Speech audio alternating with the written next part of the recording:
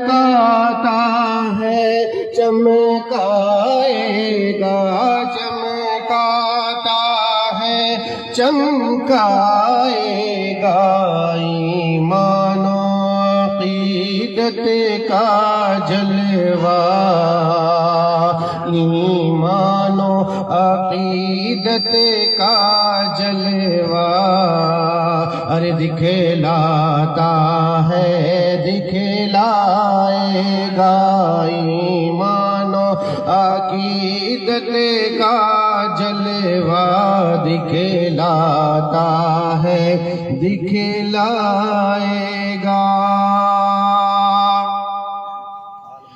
ایک پرچم عرش کے اوپر ہے،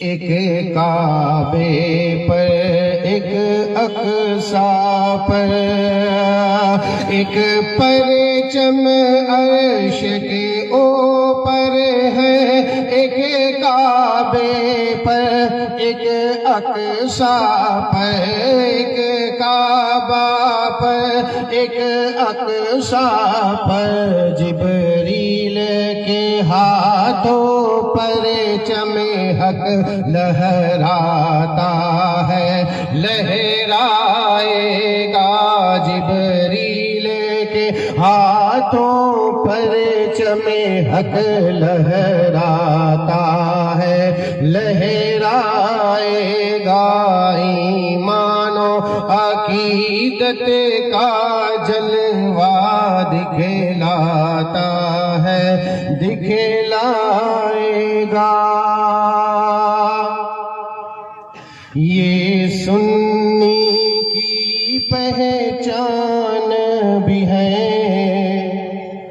اور سینے میں ارمان بھی ہے، یہ سنی کی پہچان بھی ہے اور سینے میں ارمان بھی ہے، اور سینے میں ارمان بھی ہے، دیوانہ دیوانہ دیوانہ نبی کا دشمن سے ٹکراتا ہے، ٹکرائے گا، دیوانہ نبی کا دشمن سے ٹکراتا ہے، ٹکرائے گا، ایمان و عقیدت کا جلوہ،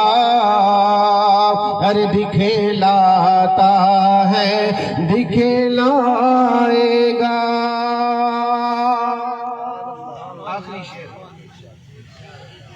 جو اس کا ٹکڑا کھاتا ہے،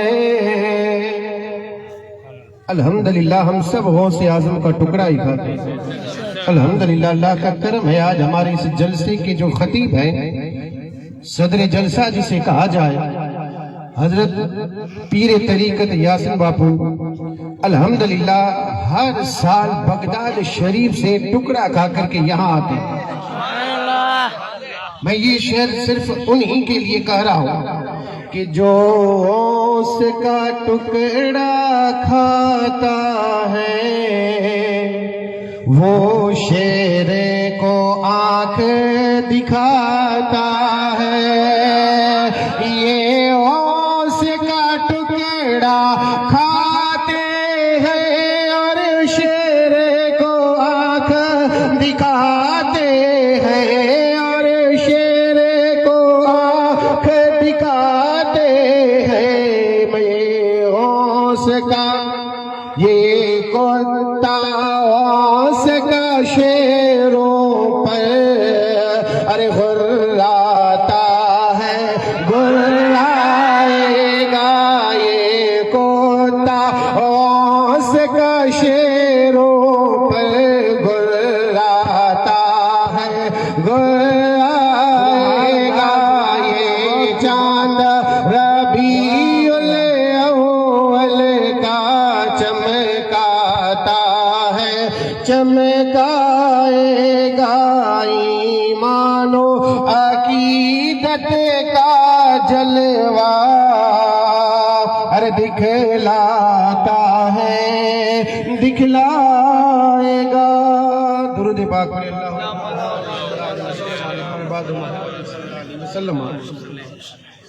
خطبہ مسنہ کے بعد اللہ تبارک و تعالیٰ کی کتاب قرآن مجید اور فرقان حمید کی ایک آیہ کریمہ کا جز تلاوت کرنے کا شرف حاصل کیا. اللہ رب العزت نے ارشاد فرمایا ما آتاکم الرسول فخذوا وما نہاکم عنہ فانتہوا. میرے رب نے ارشاد فرمایا جو حبیب دے اسے لے لو، اور جس چیز سے منع فرمائی اللہ نے فرمایا اس کے قریب بھی مت جاؤ. ذکر کرنا ہے اولیاء اللہ کا، اللہ والوں کا. ان کا ذکر کرنے سے پہلے میں صرف ایک سوال کر رہا ہوں، اور سوال کرنے کا مقصد میں نے آپ کو بارہا بتایا ہے، آج بھی بتا رہا ہوں. مقصد صرف ایک ہے، آپ لوگوں کا دھیان اور توجہ میری طرف ہو. باقی یہ کوئی مقصد نہیں کہ میں یہ ناپوں کہ آپ کے پاس علم کتنا ہے، یہ ناپنے کی ضرورت نہیں. لیکن سوال کرنے کا مقصد ایک ہے، آپ لوگوں کی توجہ اور دھیان میری طرف رہے. سوال یہ ہے کہ یہ ولی جو ہیں، ولی یہ بنتے کیسے؟ ولی جو بنتے ہیں یہ کیسے بنتے؟ کیا یہ کوئی ایسی چیز ہے کہ گری ہوئی رستے میں پڑی ہے لے کر کے آئے اور ولی بن گئے؟ کوئی ایسی چیز ہے جو رستے میں پڑی جاتے جاتے اٹھا کر کے لے آئے اور بن گئے ولی؟ نہیں. ولی کیسے بنا؟ ولی کے لیے ضروری ہے کہ سب سے پہلے ہو مومن. ضروری ہے کہ مومن ہو، اور پھر اس ایمان کے ساتھ ساتھ دوسری چیز بھی ضروری ہے ولی کے لیے، اور وہ دوسری چیز ہے اتقو یعنی تقوی، اللہ سے ڈرنا. یہ دو چیزیں ہیں ولی کے لیے. جس کے پاس یہ دو چیزیں ہوں وہ ہے ولی، اور جس کے پاس یہ دو چیزیں نہ ہوں سب کچھ ہو سکتا ہے ولی نہیں. بس اتنی بات کو ذہن میں رکھیں، کافی ہے. اتنا ہی اگر ذہن میں رکھو گے، بس آج اس محفل میں اگر کامیابی چاہتے ہیں تو اس بات کو ذہن میں رکھیں، ولی کے لیے دو چیزوں کا ہونا ضروری ہے. ایک ہے ایمان اور دوسرا ہے تقوی. جس کے پاس ہو ایمان بنا مومن، اور جس کے پاس ہو تقوی بنا متقی.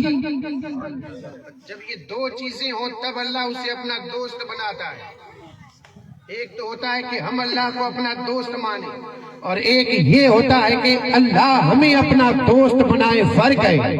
ہر کوئی یہی چاہتا ہے کہ رب میرا دوست، ہر کوئی یہی کہتا ہے کہ اللہ میرا دوست ہے، اللہ میرا دوست ہے، لیکن اس سے کوئی ولی نہیں بنتا. ولی کے لیے ضروری ہے کہ رب یہ کہہ دے کہ یہ میرا دوست اور ولی ہے،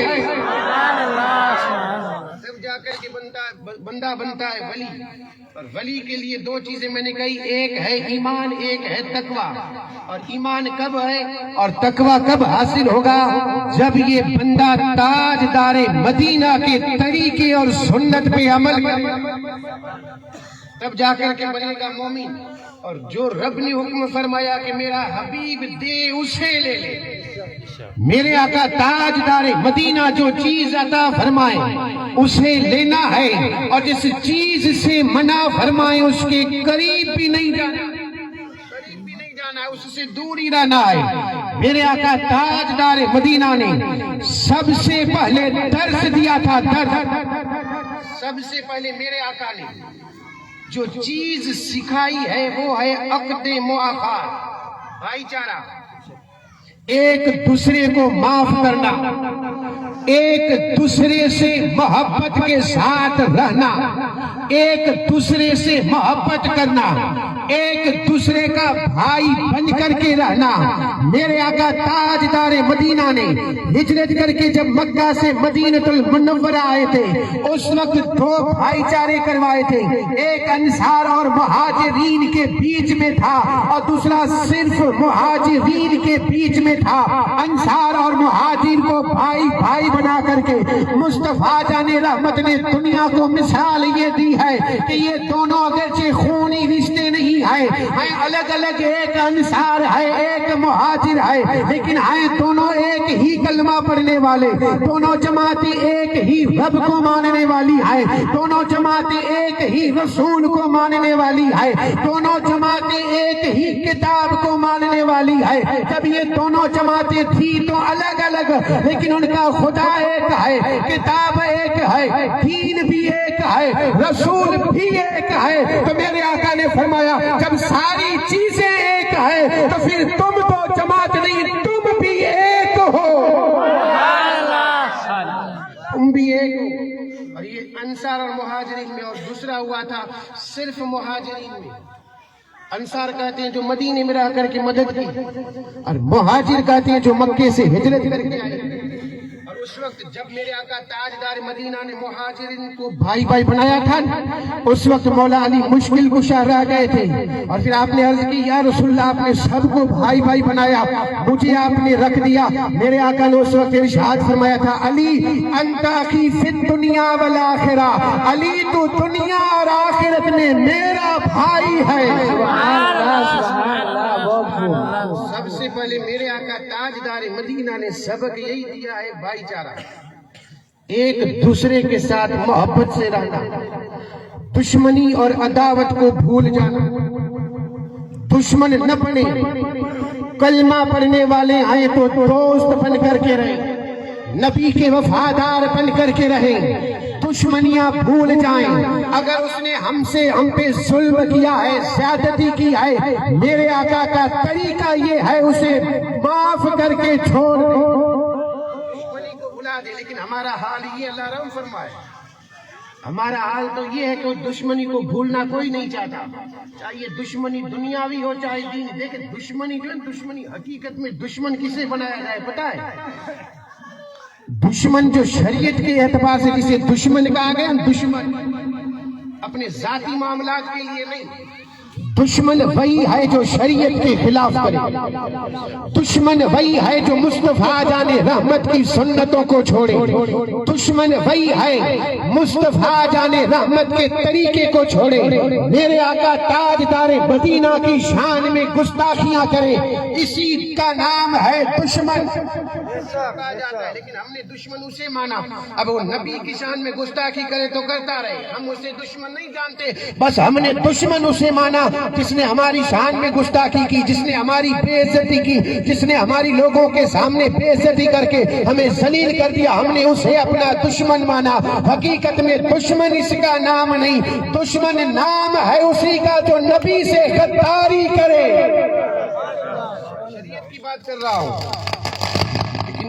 پھر بھی میرے آقا تاجدار مدینہ نے جو ہمیں دین دیا، دین سارے طریقے بتائے، سارے طریقے، بچپن سے لے کر کے موت تک، قبر، حشر، سارے مصطفیٰ جان رحمت نے طریقے بتا دیے۔ بیٹا پیدا ہو تو کیا کیا جائے، 7 سال کا ہو تو کیا کیا جائے، 10 برس کا ہو تو کیا کیا جائے، 15 سال کا ہو تو کیا کیا جائے، بوڑھا ہو تو کیا کرے، باپ بنے تو کیسے رہے، بیٹا ہے تو کیسے رہے، کسی کا داماد ہے تو کیسے رہے، کسی کا بھتیجا ہے تو کیسے رہے، ہر طریقہ مصطفیٰ جان رحمت نے بتا دیا۔ اور پھر سے دنیا سے گیا تو میرے آقا نے طریقہ بھی بتا دیا کہ مومن مومن کے لیے بھائی ہے، جب تک زندہ تھے تب بھی محبت ہے، اور دنیا سے گیا تب بھی اس کے لیے ایصال ثواب کرتا رہا۔ تو میرے آقا نے درس اور سندیش اور سبق دیا ہے، ایک دوسرے سے محبت کرنا، ایک دوسرے یعنی دشمنی اور عداوت کو بھول جانا، چاہے جتنا بڑا دشمنی کیوں نہ ہو، چاہے بڑا دشمن ہی۔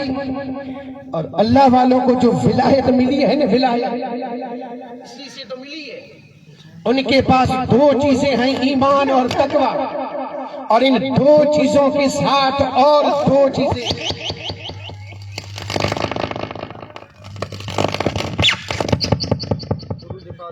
اللهم صل على محمد وعلى آل محمد صلی اللہ علیہ وسلم، نحن عباد محمد صلی اللہ علیہ وسلم، صلاۃ و سلام علیک یا رسول اللہ، صلاۃ و سلام علیک یا حبیب اللہ صلی اللہ تعالی علیہ وسلم۔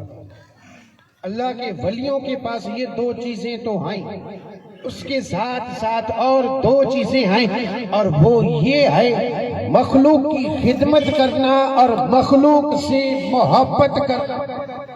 دو چیزیں اللہ والوں کے پاس، ان کی خدمت اور ان سے محبت۔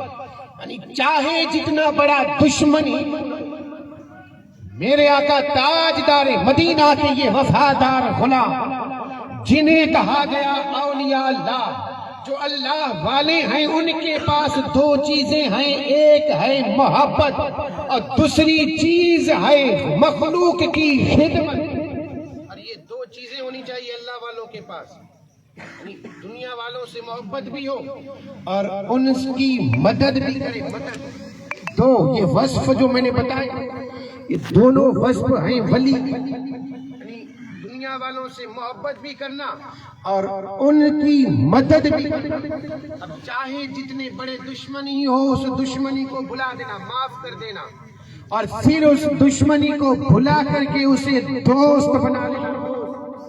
میرے آقا تاجدار مدینہ کا طریقہ ہے، امام الانبیاء تاجدار مدینہ کا یہ طریقہ ان اولیاء کرام نے اپنایا ہے۔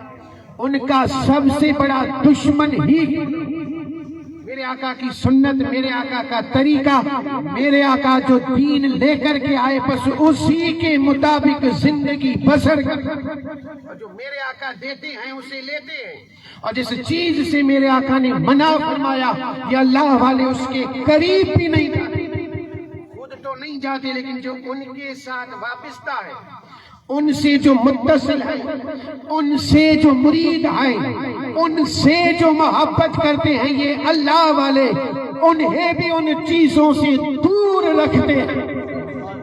شرط ہے کہ ان سے سچی محبت ہو، اولیاء کرام سے سچی محبت ہو، تب جا کر کے یہ درس حاصل ہوگا۔ عرض یہ کر رہا تھا، نبی کی سنت، میرے آقا تاجدار مدینہ کا دور ہے، مصطفیٰ جان رحمت ہجرت کر کے مکہ سے مدینہ المنورہ آئے تھے، میرے آقا تاجدار مدینہ مدینہ میں رہ رہے تھے۔ ایک مشرک چلا تھا، مشرک مکہ سے جانا تھا ملک شام، اور ملک شام اور مکہ کے بیچ میں ہے مدینہ المنورہ، جانا تھا ملک شام تجارت کے لیے، وہاں سے نکلا، شام کا وقت ہوا، پہنچا مدینہ المنورہ کے قریب، مدینہ المنورہ میں شام کا وقت، اب رات ہونے والی تھی۔ اب اگر یہ آگے سفر کرتا مدینے سے آگے، تو مدینے سے آگے جنگل اور رات اس جنگل میں بسر کرنا۔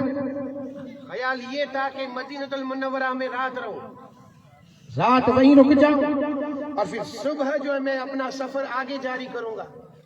اس نے یعنی ارادہ تو کر لیا کہ رکنا ہے مدینہ میں، رکنا ہے مدینہ المنورہ میں، لیکن رکنے کے لیے کوئی جگہ بھی تو چاہیے، رہنے کے لیے کوئی گھر چاہیے، کھانے کے لیے کھانا چاہیے۔ اب مدینہ المنورہ میں نہ یہ کسی کو پہچانے نہ اسے کوئی پہچانے، رکے تو رکے کہاں، ٹھہرنے کے لیے کوئی مکان نظر نہیں آیا۔ پھر اس کو خیال یہ آیا کہ ایک ہی مکان ہے جو مجھے اپنے گھر میں رہنے کے لیے جگہ بھی دے گا، کھانے کے لیے کھانا بھی دے گا، اور پھر وہ مکان کسی اور کا نہیں تھا، یہ مکان تھا آمینہ کے لال عبداللہ کے لخت جگر ہمارے نبی محمد الرسول اللہ کا، انہی کا مکان۔ خیال یہ آیا مکان تو ایک ہے لیکن کروں کیا، یہ وہی ہے جن کو ہم نے یعنی مکے سے نکالا ہے، ہم مشرک، اب کیا کروں۔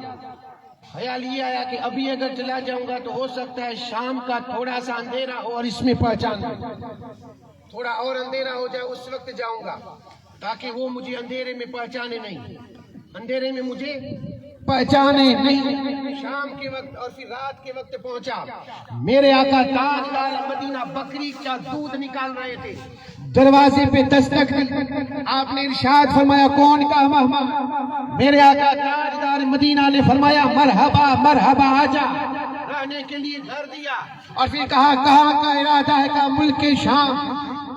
میرے آقا نے فرمایا کہاں سے آیا؟ کہا مکہ سے۔ میرے آقا نے کہا بھوکا ہوگا؟ اس نے کہا ہاں میں بھوکا ہوں۔ میرے آقا تاجدار مدینہ نے حضرت عائشہ صدیقہ سے فرمایا کھانے کے لیے کوئی چیز ہے؟ حضرت عائشہ صدیقہ نے جواب میں کہا یا رسول اللہ گھر میں کچھ نہیں، میرے آقا تاجدار مدینہ. اور یہاں ایک اور بات عرض کر دوں, دیکھیں اتنا وقت اجازت نہیں دیتا ورنہ ساری باتیں تفصیل سے بتا دوں. اس سے کوئی یہ نہ سمجھے کہ میرے آقا تاجدار مدینہ کے پاس کچھ تھا نہیں. میرے آقا تاجدار مدینہ اگر چاہتے تو اللہ تعالیٰ جنت سے کھانا بھیج دیتا. میرے آقا تاجدار مدینہ چاہتے, لیکن اللہ رب العزت نے انہیں مالک بھی بنایا تھا اور انہیں بھیجا اس لیے تھا تاکہ لوگوں کو سبق ملے, درس حاصل کرے اور لوگ زندگی بسر کرنے کا طریقہ بھی سیکھے. میرے آقا کو درس یہ دینا تھا کہ اگر گھر میں کھانا بھی نہ ہو تو رب کی ناشکری نہ کرے, رب کا شکر ادا کرے. سبحان اللہ. حضرت عائشہ صدیقہ نے عرض کی, یا رسول اللہ گھر میں کچھ نہیں. عرض یہ کر رہا تھا کوئی یہ نہ سمجھے کہ میرے آقا, ورنہ میرے آقا کے صدقے میں حضرت عبد الرحمن بن عوف کو کتنا ملا تھا. تاریخ پڑھ لیں, جب ان کا وصال ہوا تھا نا, وصال, سونے کے بھرے اونٹ جو تھے نا, اونٹ وہ سونے کے بھرے گئے اور تاریخ میں یہاں تک آیا ہے سونے کی اینٹیں حضرت عبد الرحمن کے پاس اتنی تھی کہ ان اینٹوں کو کاٹتے کاٹتے 9 آڑیاں ٹوٹ گئی تھی. سونا کتنا تھا. اور یہ وہی عبد الرحمن بن عوف ہے جو مکے سے ہجرت کر کے آئے تھے اور پھر انہوں نے کہا تھا مکے کی بازار دکھاؤ, کچھ ساتھ میں لے کر کے نہیں آئے تھے اور پھر مکے کی بازار میں گئے, مزدوری کی اور 2 آنے جو ملے تھے انہوں نے شہد خریدا اور شہد کو بیچا اور بیچ کر کے میرے آقا تاجدار مدینہ کے پاس لے کر کے آئے. میرے آقا نے فرمایا اے عبد الرحمن کیا حال ہے؟ کہا یا رسول اللہ تجارت کر کے آیا ہوں اور اتنا مجھے نفع ہوا ہے. اس وقت میرے آقا نے ہاتھ اٹھائے تھے اور عرض کی تھی مولا عبد الرحمن کے مال میں برکت دے. یہ نبی کی دعا کا اثر تھا کہ آپ کے پاس کچھ تھا نہیں, لیکن جب دنیا سے گئے تو محل نظر آئے. میرے آقا تاجدار مدینہ کی یہ خیال بھی نہ کریں کہ کچھ نہیں تھا. میرے آقا تاجدار مدینہ دونوں جہاں کے مالک و مختار ہے. میرے آقا تاجدار مدینہ نے اس سے فرمایا کہا دیکھ کھانے کے لیے تو کچھ نہیں لیکن دودھ ہے, اور دودھ میں یہ تاثیر ہے کہ اسے پیا جائے تو بھوک بھی مٹ جاتی ہے, پیاس بھی مٹ جاتی ہے. نے کہا ٹھیک ہے, دودھ پلایا. میرے آقا تاجدار مدینہ نے فرمایا کہ اب رات یہی رک جا, صبح یہیں سے سفر کرنا. خیال یہ تھا کہ پہچانا نہیں. صبح میرے آقا تاجدار مدینہ تہجد کے لیے مشرق تھا, سویا تھا. میرے آقا نے فجر پڑھی, سویا تھا. فجر پڑھنے کے بعد سورج طلوع ہوا, ابھی تک سویا ہے. پتہ یہ چلا سورج طلوع ہونے کے بعد اٹھنے کا طریقہ غلاموں کا نہیں, یہ طریقہ دشمنوں کا. غلاموں کا طریقہ تو فجر سے پہلے ہے, اور فجر سے پہلے نہ اٹھ سکے تو فجر میں اٹھے. یہ طریقہ مصطفیٰ جان رحمت کا. میرے آقا نے اٹھایا, اٹھا کر کے دودھ دیا اور کہا اب آگے جانے کا سفر ہے تو جا. اس نے عرض کی شاید آپ نے مجھے پہچانا نہیں. میرے آقا سے اس نے کی عرض کی, کہا شاید آپ نے مجھے پہچانا نہیں. اس وقت میرے آقا نے جواب میں کہا تھا, کہا نادان پہچان تو رات کے اندھیرے میں لیا تھا. تو کہا بتاؤ کون ہو؟ کہا تو وہی ہے جب میں مکے سے نکلتا تھا تو مجھے جادوگر اور پاگل کہا کرتا تھا, میرے رستے میں کانٹے بچھا دیتا تھا, تو میرے دشمنوں کے ساتھ تھا, تم لوگوں کی وجہ سے میں نے مکہ چھوڑا ہے. کہا جب مجھے پہچان لیا تھا تو پھر یہ سب خدمت کرنے کی ضرورت کیا تھی؟ تو میرے آقا نے فرمایا جو کچھ تم نے کیا یہ تیرا کام تھا, سب کچھ معاف کر دینا یہ مصطفیٰ کا کام ہے. میرے آقا تاجدار مدینہ کی یہی سنت اولیاء کرام نے اپنائی, چاہے سب سے بڑا دشمن ہی کیوں نہ ہو, سب سے بڑا دشمن ہی کیوں نہ ہو, میرے آقا تاجدار مدینہ کے غلام نے انہیں معاف فرمایا. میرے آقا تاجدار مدینہ کے غلام مصطفیٰ جان رحمت کے غلام انہیں معاف کر کے سب کچھ بھلا کر کے ان کی خدمت بھی کی ہے, ان سے محبت بھی کی. شرط ایک ہے مصطفیٰ جان رحمت کی, یہی محبوب الہی نظام الدین اولیاء دہلی میں جن کا مزار آپ نے بارہا سنا ہوگا, وہ تھن کو انہیں گالیاں دے رہا تھا, برا بلا کہہ رہا تھا, اور کسی مرید نے آ کر کے کہا حضرت یہ فلاں فلاں جو ہے نا آپ کو گالیاں دے رہا ہے. آپ کو اگر ہم سے کوئی آ کر کے یہ کہیں کہ فلاں فلاں ہمیں گالیاں دے رہا ہے تو ہم اسے وہ 2 دے ہم 4 دے. یہ ہمارا حال ہے, ہمارا حال ہے, وہ 2 دے ہم 4. لیکن یہ اولیاء کرام جب انہیں پتا چلا کہ وہ مجھے گالیاں دیتا ہے، آپ نے اس کی تنخواہ مقرر کر دی، ہر مہینے تنخواہ دیتے، اور جب اس سے پوچھا کہ اس نے پوچھا کہ یہ تنخواہ کس چیز کی ہے، محبوب الہی نے جواب میں کہا اس چیز کی ہے کہ تو مجھے گالیاں دیتا ہے۔ اس نے کہا میں آپ کو برا بلا کہتا ہوں، اور آپ نے یہ کہا وہ تیرا کام ہے اور یہ میرا کام ہے، تیری مدد کرنا یہ میرا کام ہے، تو گالیاں دیتا ہے یہ تیرا کام ہے۔ میرے آقا تاجدار مدینہ کی اس سنت کو دیکھ کر کے اس نے توبہ بھی کی اور محبوب الہی کا سچا غلام بھی بن گیا۔ شرط ایک ہے، محبت، چاہے جتنا بڑا دشمن ہی کیوں نہ ہو۔ میرے آقا تاجدار مدینہ کا دشمن، میرے آقا تاجدار مدینہ کا سب سے بڑا دشمن، لیکن میرے آقا تاجدار مدینہ نے اس سے بھی محبت کی ہے، اس سے بھی اس کی بھی مدد۔ یا ان لوگوں نے جن کو اولیاء اللہ کہا جاتا ہے، اللہ کے ولی جنہیں کہا جاتا ہے، یہی اجمیر شریف چلے جائیں، خواجہ غریب نواز آیا تھا یا نہیں ہے؟ اور آیا تھا تو اس لیے آیا تھا کہ غریب نواز کو نعوذ باللہ قتل کر دینا، منصوبہ یہی تھا قتل، اور اس نے خنجر جو ہے خنجر زہر میں بجھا کر کے لایا تھا، بجھا کر کے، اور غریب نواز کے قریب آیا تھا، اور میرے آقا تاجدار مدینہ کے یہ غلام نبی کی سنت پہ عمل کرتے ہوئے آگے بڑھے تھے۔ میرے آقا کے پاس آئے تھے یا نہیں؟ دشمنی تھے۔ میرے آقا تاجدار مدینہ کے پاس ایک دشمن آیا تھا اور یہی حال تھا، خنجر زہر میں بجھا کر، اور پھر مصطفیٰ جان رحمت نے پوچھا کیوں آیا ہے؟ تو اس نے کہا میرا بیٹا آپ کی قید میں ہے، میں بس اسے دیکھنے کے لیے آیا ہوں۔ میرے آقا نے فرمایا اور بتا؟ کہا اور کچھ نہیں، بس اس سے دیکھنا ہے۔ میرے آقا نے اسی وقت اسے بتا دیا، غیب کی خبر رکھنے والے نے بتا دیا، کہا بتا تو نے وہاں مشورہ کیا تھا حتیم کعبہ میں بیٹھ کر کے، تیرا ایک بھائی تھا کعبے دیواروں پہ ہاتھ رکھ کر کے اس نے قسم کھائی ہے کہ وہ تیرے اولاد اور گھر والوں کو وظیفہ دے گا، خرچہ دے گا، اور تو نے یہ شرط قبول کر لی ہے اور تو مجھے مارنے کے ارادے سے آیا ہے۔ اگر واقعی تجھے مارنا ہے اور رب نے میری موت لکھی ہے تو میں محمد رسول اللہ حاضر ہوں، خنجر نکال اور نکال کر کے مجھے قتل کر دے۔ جب اس نے یہ معجزہ دیکھا سر کو قدموں میں رکھا اور اس نے اسی وقت نبی سے معافی۔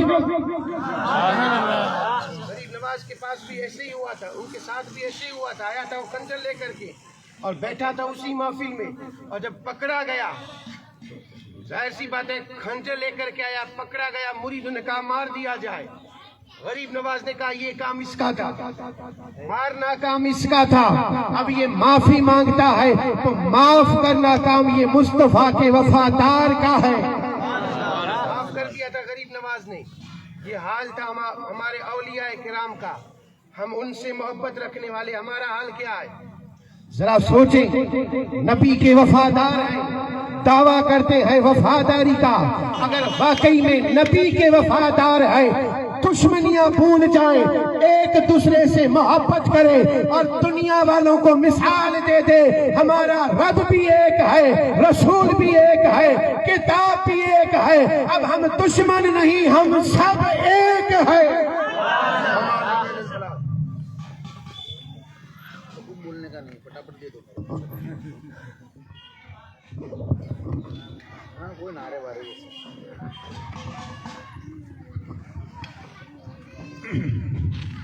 نحمده ونصلي ونسلم على رسوله الكريم اما بعد فاعوذ بالله من الشيطان الرجيم بسم الله الرحمن الرحيم السلام علیکم ورحمۃ اللہ وبرکاتہ۔ سلام کرو آقا کریم ની પ્યારી સુન્નત છે અને જવાબ આપવો વાજિબ છે। સલામ કરવાથી દુશ્મની